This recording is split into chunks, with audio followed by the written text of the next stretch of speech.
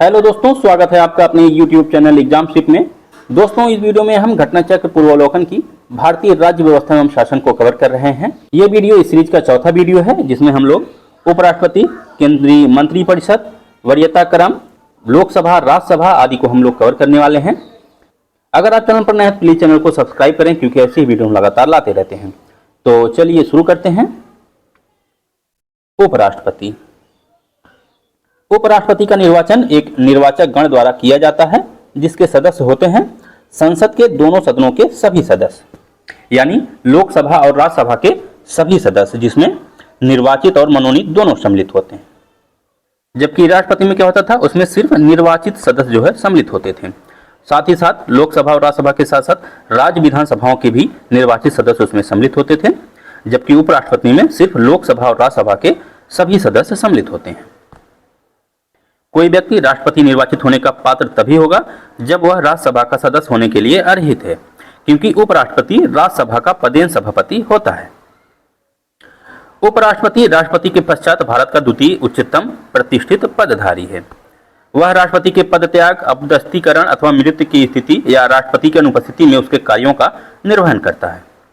उपराष्ट्रपति को किसी कारणवश राष्ट्रपति की अनुपस्थिति में उनके कर्तव्यों का निर्वहन करना पड़ सकता है। तो इस अवधि में उपराष्ट्रपति जो है राज्यसभा के सभापति नहीं रहेंगे। इस अवधि में उपराष्ट्रपति को राष्ट्रपति की उपलब्धियां भी मिलेंगी। नेक्स्ट है, उपराष्ट्रपति को किसके प्रस्ताव द्वारा हटाया जा सकता है? आंसर है Rajya Sabha.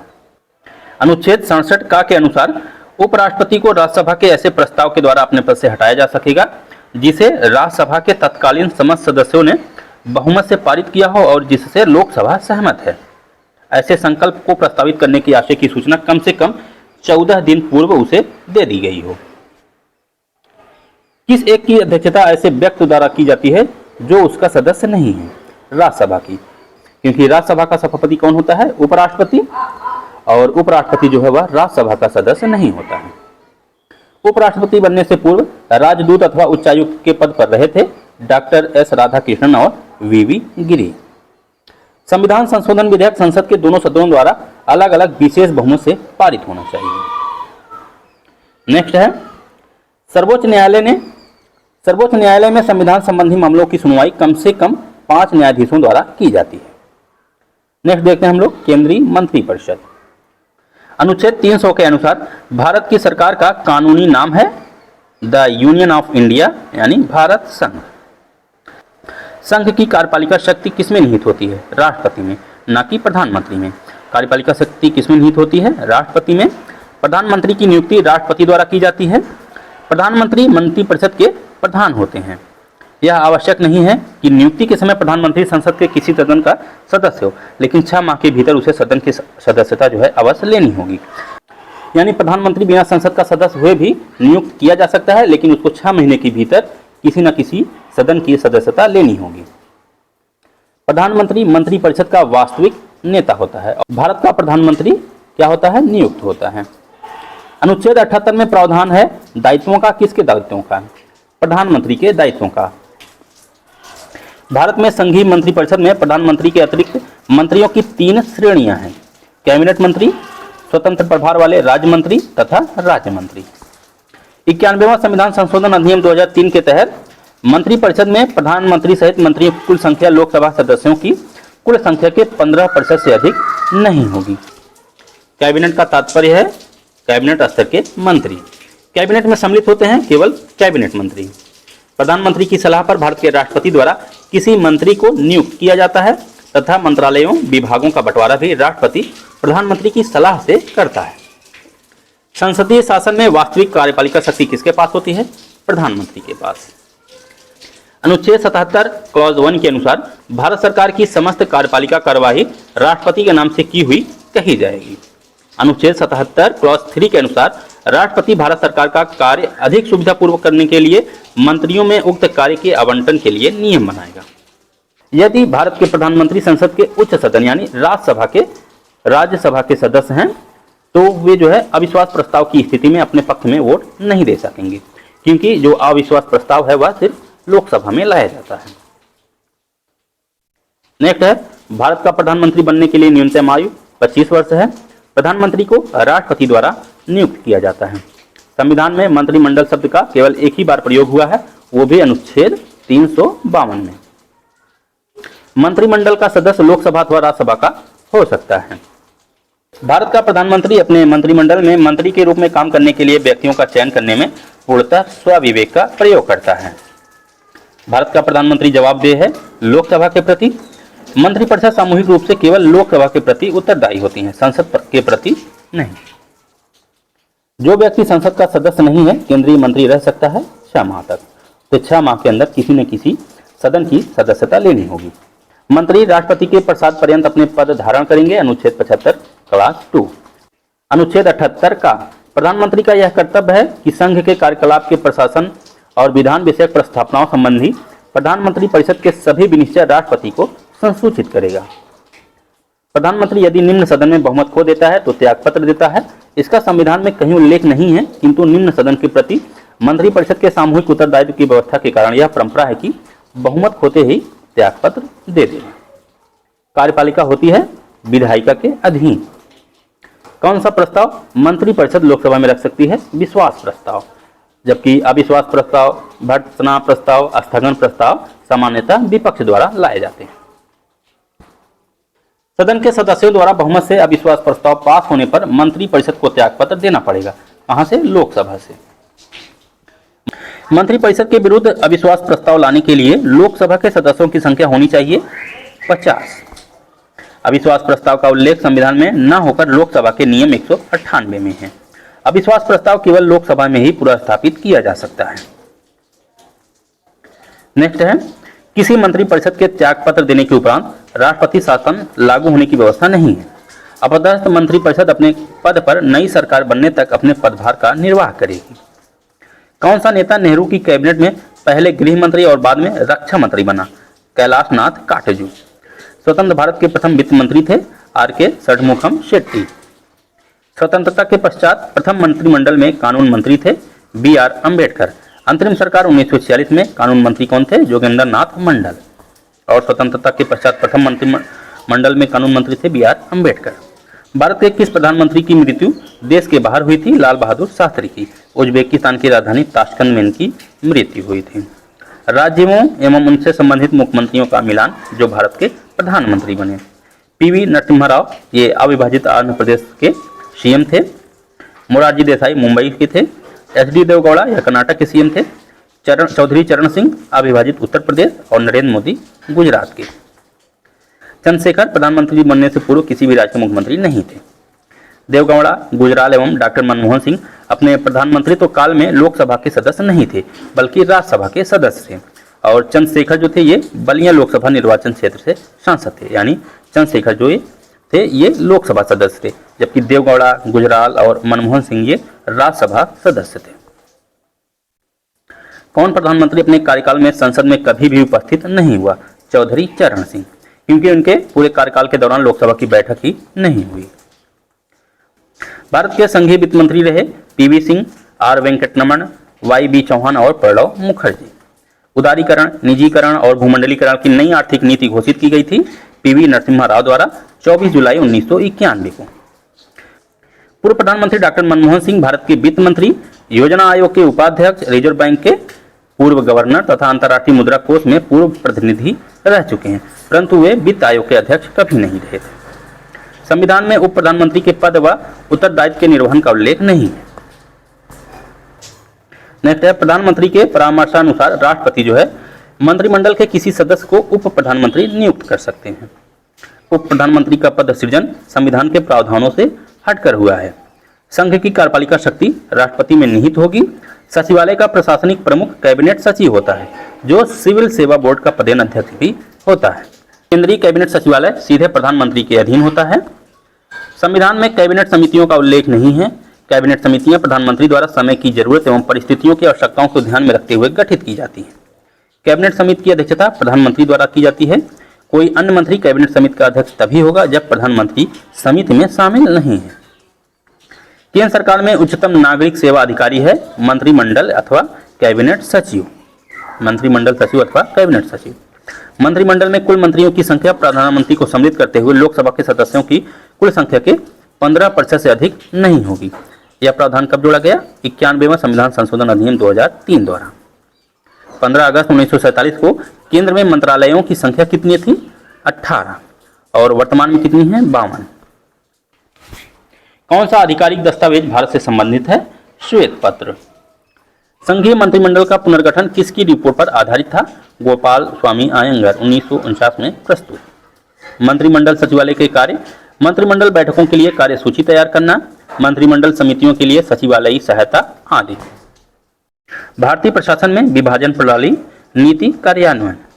Council of scientific and industrial research के अध्यक्ष कौन होते हैं? प्रधानमंत्री।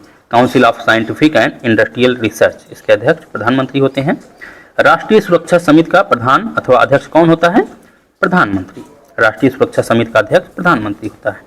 स्वतंत्र भारत में प्रथम बार संसदीय सचिव का पद कब सृजित किया गया था? 1951 में।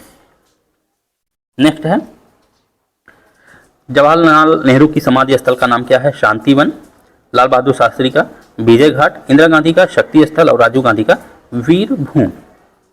जय जवान जय किसान का नारा किसने दिया था? लाल बहादुर शास्त्री ने। नेक्स्ट देखते हैं, महान्यायवादी, महाधिवक्ता और नियंत्रक एवं महालेखा परीक्षक। भारत सरकार को कानूनी विषयों पर परामर्श कौन देता है? अटॉर्नी जनरल यानी महान्यायवादी। महान्यायवादी की नियुक्ति कौन करता है? राष्ट्रपति। भारत सरकार का प्रथम विधि अधिकारी कौन होता है? महान्यायवादी। भारत के राज्य क्षेत्र में सभी न्यायालयों में सुनवाई का अधिकार होगा किसे? महान्यायवादी को। महान्यायवादी में वही योग्यताएं होनी चाहिए जो सर्वोच्च न्यायालय के न्यायाधीश के लिए आवश्यक है। महान्यायवादी संसद का सदस्य नहीं होता, परंतु वह किसी भी सदनों की किसी संयुक्त बैठक में और संसद की किसी समिति में जिसमें उसका नाम सदस्य के रूप में दिया गया हो बोल सकता है, भाग ले सकता है, किंतु अपना मत नहीं दे सकता।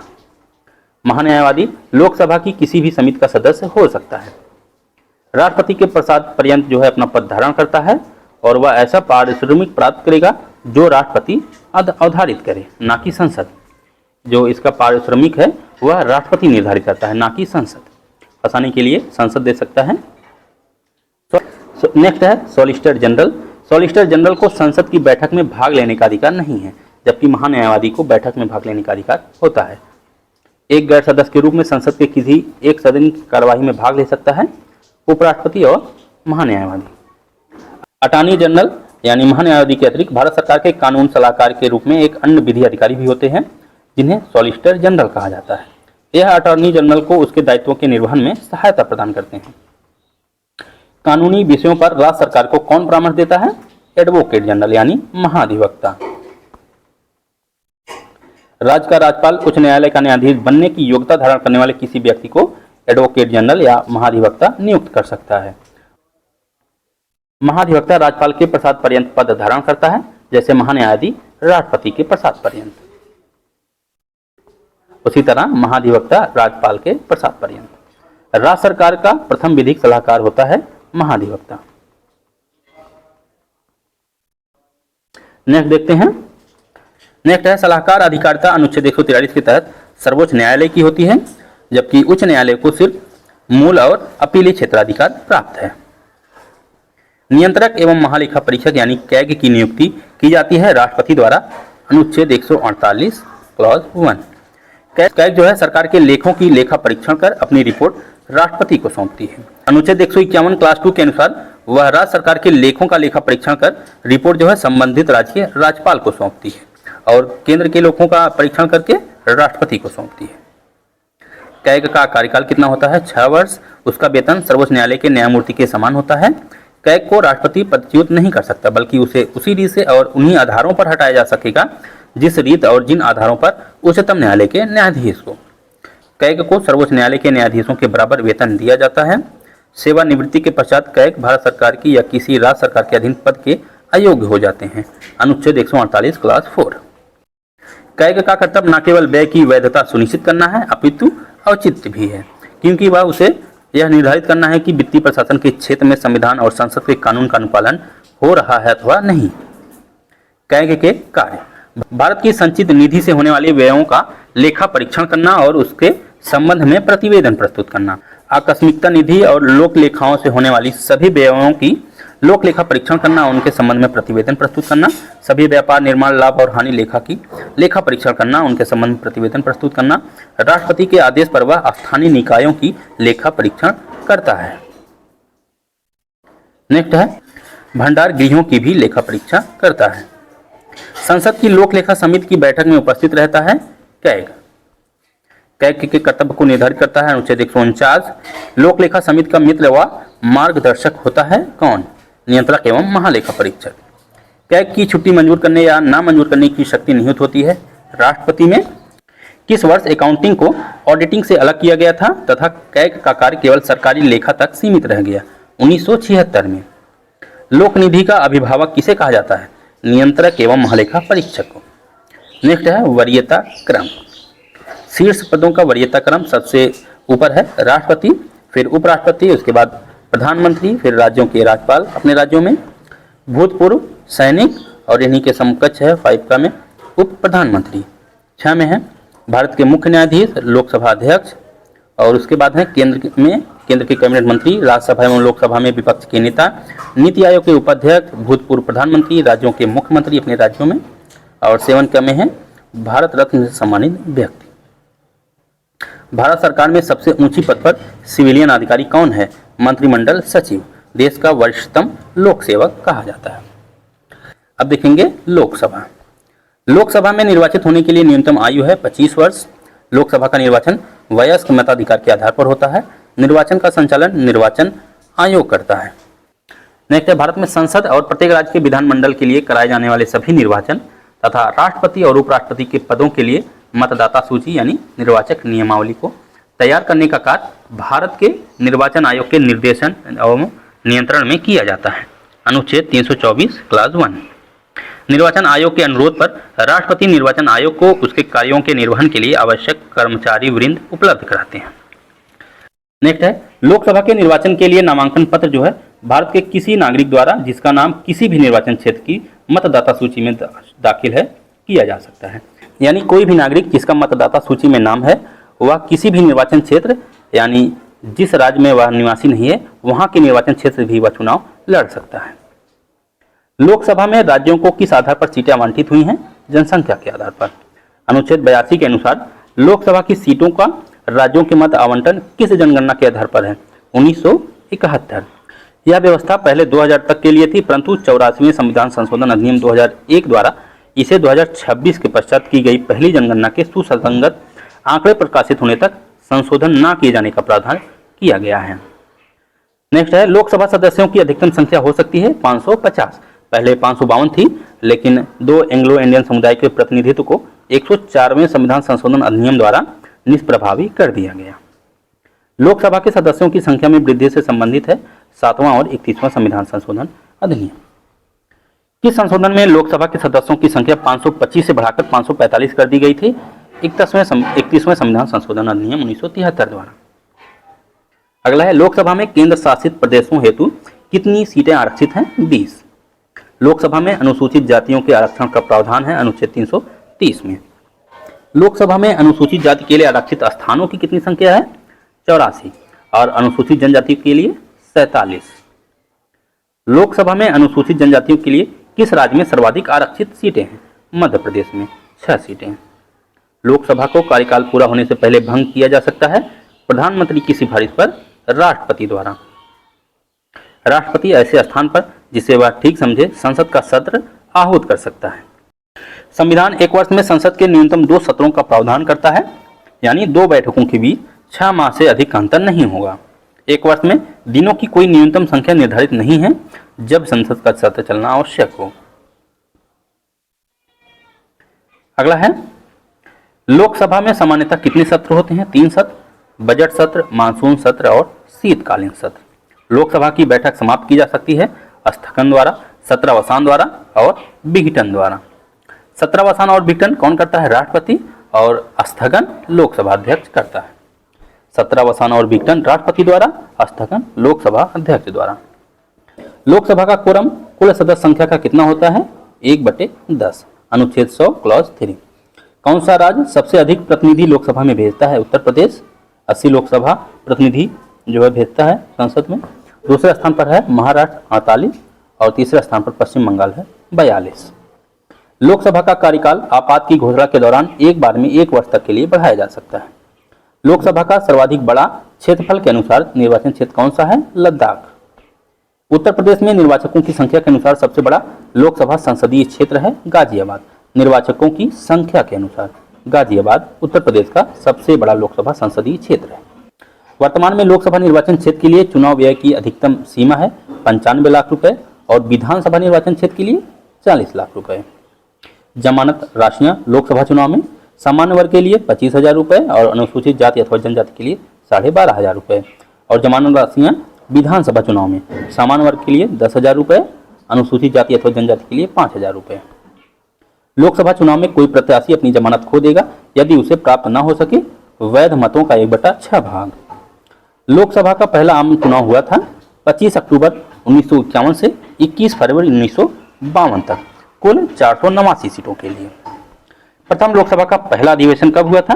13 मई 1952 को। किस लोकसभा का कार्यकाल लगभग 6 वर्ष का था? 5वीं लोकसभा का 15 मार्च 1971 से 18 जनवरी 1977 तक, आपातकाल के दौरान। लोकसभा और चुनाव वर्ष 13वीं लोकसभा का चुनाव वर्ष कब है? 1999, 11वीं का 1996, 9वीं का 1989 और 7वीं का है 1980। 2024 में जो चुनाव है वह 18वीं लोकसभा चुनाव है। लोकसभा का नेता होता है प्रधानमंत्री। भारत में लोकसभा का अध्यक्ष चयनित किया जाता है, इंग्लिश में चूज लिखा जाता है इसको, लोकसभा के सभी सदस्यों द्वारा। निम्न में से अपने पद की शपथ कौन नहीं लेता है? स्पीकर, लोकसभा यानी लोकसभा अध्यक्ष। लोकसभा अध्यक्ष अपना त्यागपत्र किसे सौंपता है?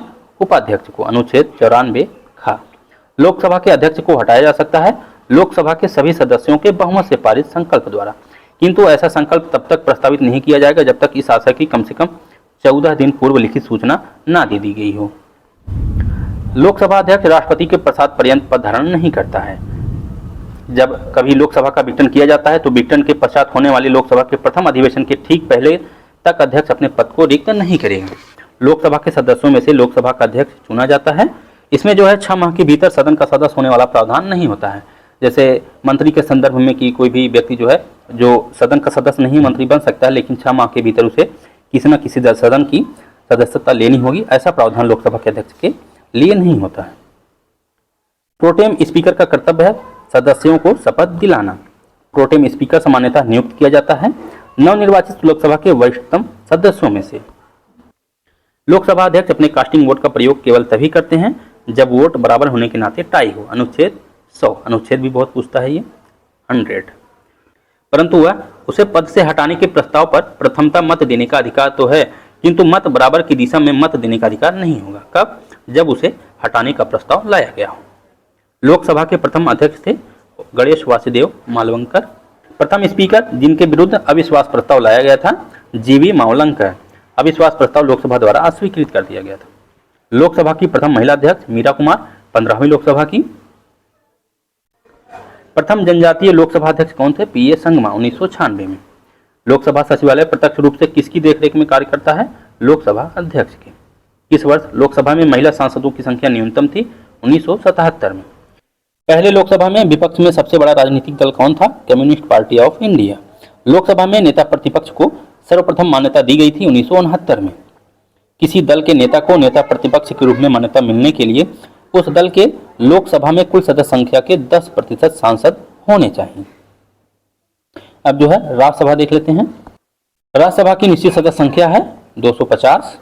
वर्तमान में 245 सदस्य हैं, जिनमें से 225 सदस्य राज्य विधानसभाओं के सदस्यों द्वारा एवं 8 संघीय क्षेत्रों से एकल संक्रमणीय मत पद्धति से निर्वाचित होते हैं, और जो 12 सदस्य हैं उन्हें राष्ट्रपति द्वारा मनोनीत किया जाता है।